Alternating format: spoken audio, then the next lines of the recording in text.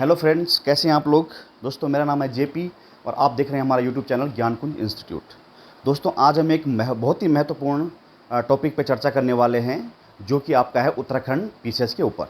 ठीक है, तो उत्तराखंड पीसीएस के माध्यम से जो उत्तराखंड समीक्षा अधिकारी और सहायक समीक्षा अधिकारी की जो भर्ती आगामी कुछ टाइम में आने वाली है, उसका क्या सिलेबस रहने वाला है।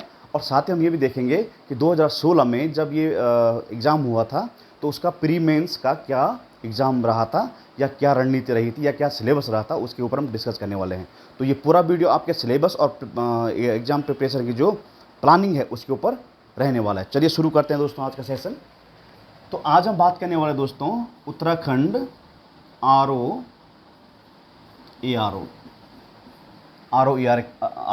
के सिलेबस के ऊपर हम टोटल डिस्कस करने वाले हैं। और ये जो अगर हम बात करें प्रीवियस ईयर 2016, प्रीवियस टाइम में जो 2016 में जो क्वेश्चन पूछा गया था और जो उस समय सिलेबस था, उसके ऊपर हम चर्चा करने वाले हैं साथियों। ठीक है, तो हम 2016 की बात करते हैं तो देखो इसमें 3 एग्ज़ाम होते हैं मेरे साथियों। कितने एग्ज़ाम होते हैं? 3 एग्ज़ाम होते हैं, फर्स्ट, सेकेंड एंड थर्ड। 3 परीक्षाओं से अगर आप निकल आते हैं तो आपका सिलेक्शन आर ओ में हो जाता है। ठीक है, पहली बात, इसमें प्री एग्ज़ाम होता है मेरे साथियों, दूसरा मेंस होता है, और तीसरा आपका typing and skill test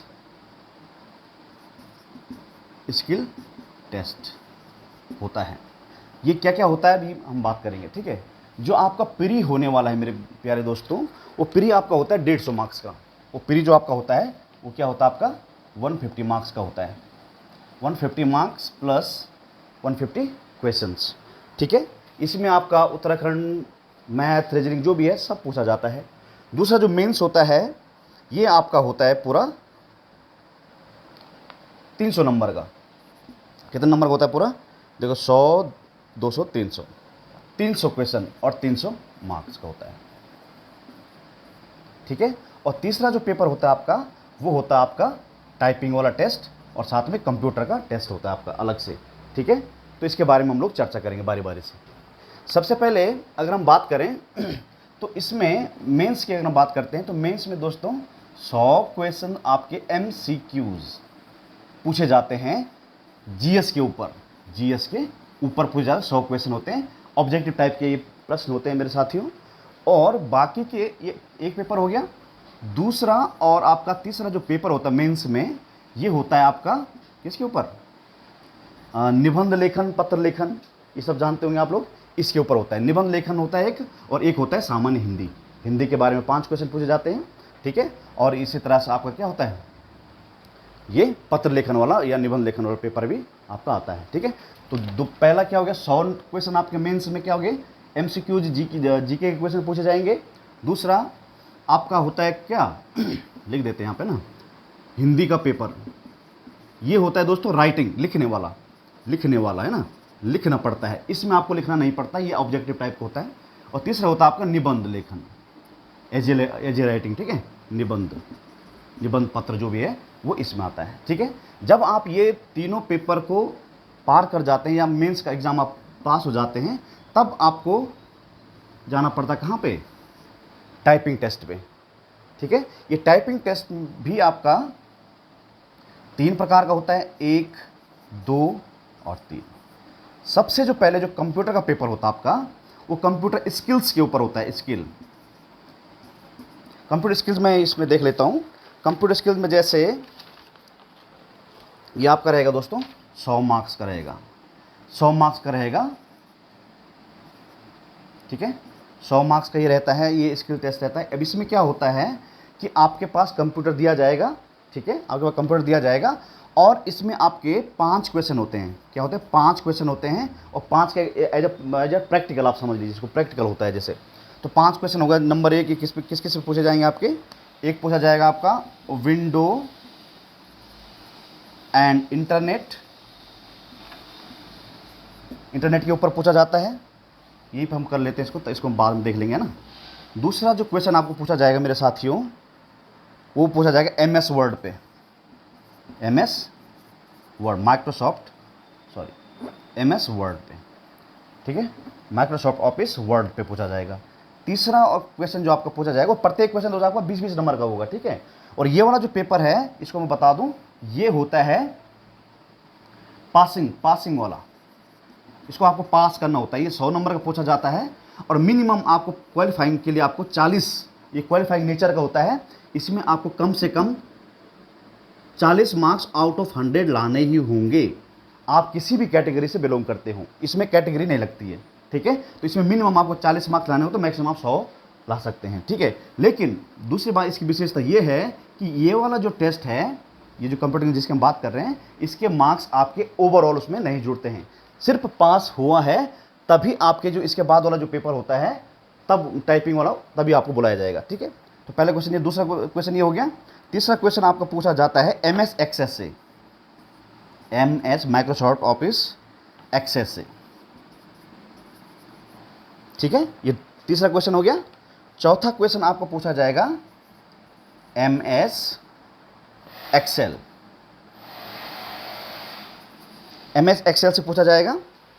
and अंतिम क्वेश्चन, पांचवा क्वेश्चन जो आपसे पूछा जाएगा, 5th क्वेश्चन, वो होगा मेरे साथियों आपका MS Microsoft office power point से पूछा जाएगा। और प्रत्येक जो ये होगा, ये आपका 20-20 नंबर का होगा ये, ठीक है। अब चलते हम लोग अगला टेस्ट, दूसरा नंबर का टेस्ट। आपकी हिंदी टाइपिंग हो गई और आपका इंग्लिश टाइपिंग हुई। जब आप ये वाला पेपर पास कर जाओगे तभी आपका ये वाला टेस्ट होगा, नहीं तो यहीं से आप बाहर हो जाएंगे, ठीक है। तो जिनका ये मतलब जिनका प्री निकल गया है, मेंस निकल गया है, और ये जो स्किल टेस्ट, जो कंप्यूटर स्किल टेस्ट है, जिसमें आपके 5 क्वेश्चन पूछे जाते हैं और प्रत्येक क्वेश्चन जो है 20 मार्क्स का होता है।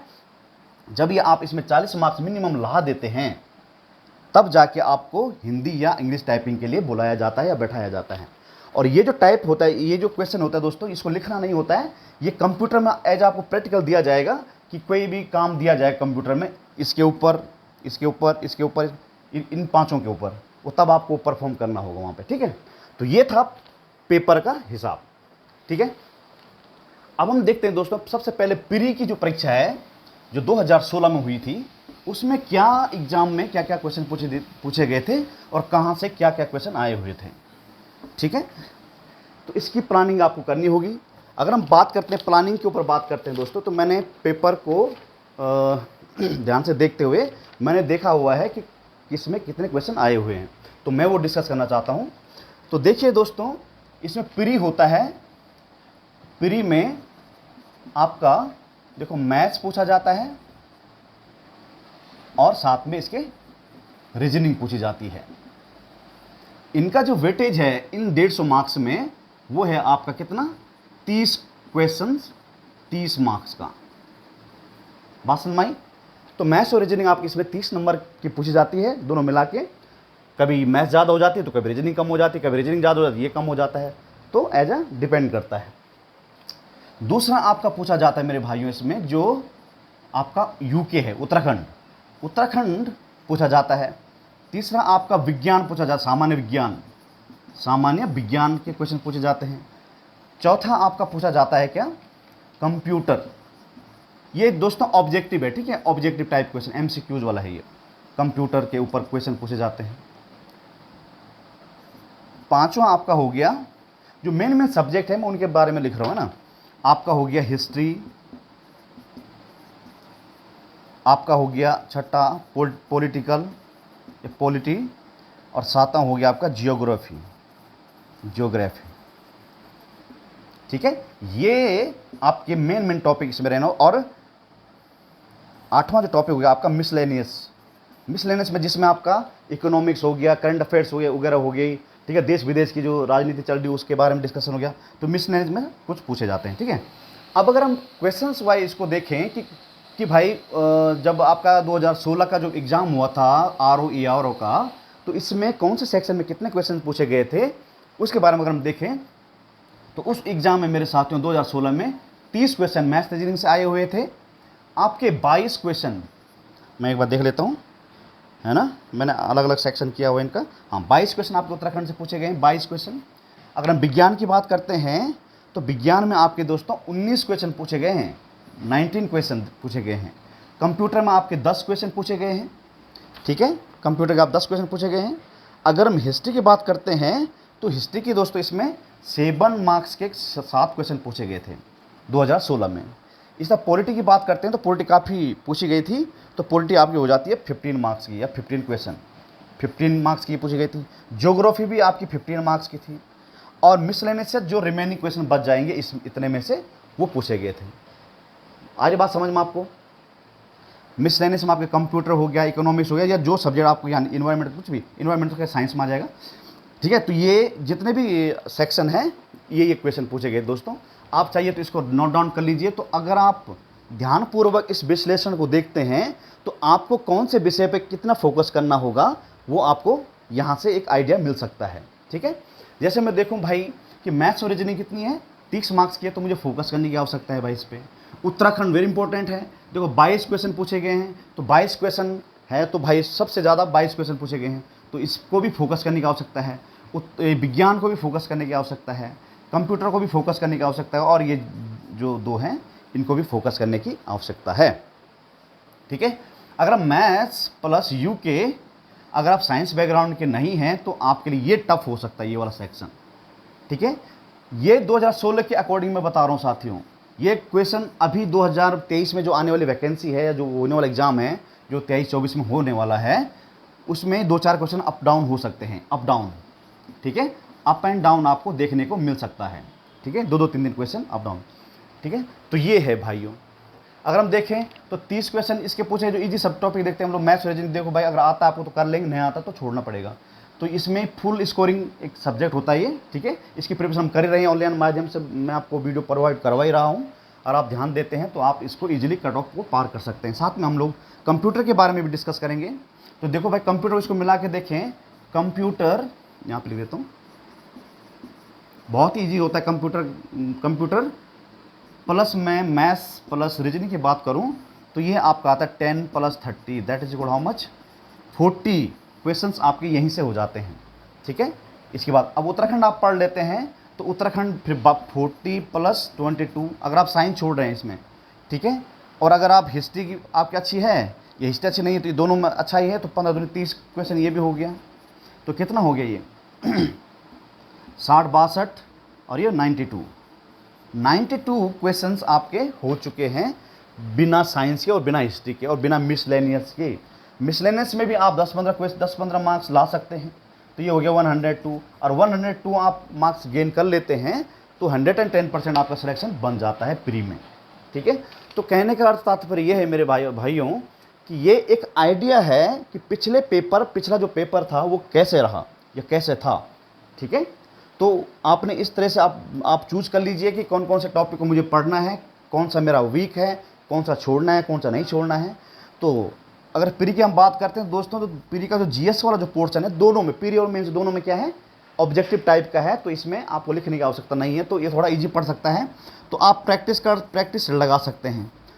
जो पूर्वावलोकन के आते हैं, है ना, जो किताबें आती हैं उनको आप फॉलो कर सकते हैं, है ना, अरिहंत की बुक को फॉलो कर सकते हैं।